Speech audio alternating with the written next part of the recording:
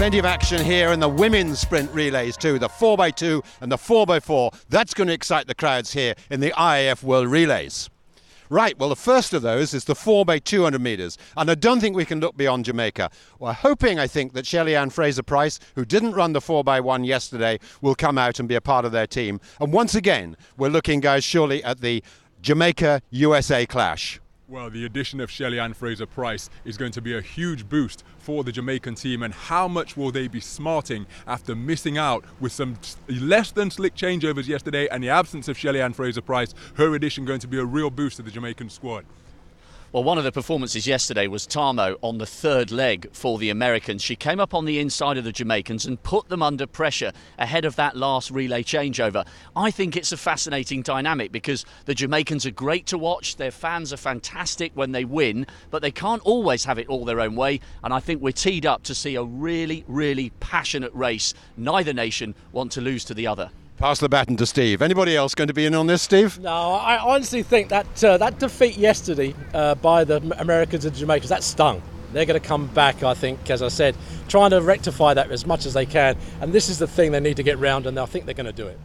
Right, well, let's turn to the 4x400. Now, the Americans were very much the fastest in the heats yesterday, and they can strengthen their squad. And I don't think we can look very much beyond them. Yes, there's Jamaica, there's Nigeria, there's Great Britain, but they're probably going to be battling for the lesser positions than the winners. Do you agree? Yes, I mean, Great Britain have got Christina Huragu to come in on the anchor leg. She's a double world champion, but not necessarily in that kind of shape just yet. I'm just looking forward to see Sanya Richards-Ross again. The last 150, Ronald was calling that one. She just hit another gear in a way that we rarely see. She's a great champion, and with her in the team, the Americans are going to be very, very hard to beat. Yeah, she ran the second leg yesterday, and she said during the press conference that she's just rounding into shape after the foot problem she's been having. But the way she executed that 150, it was as though she hit a nitro button.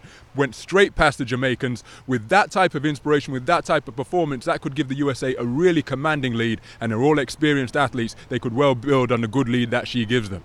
So, Steve, that's points as well.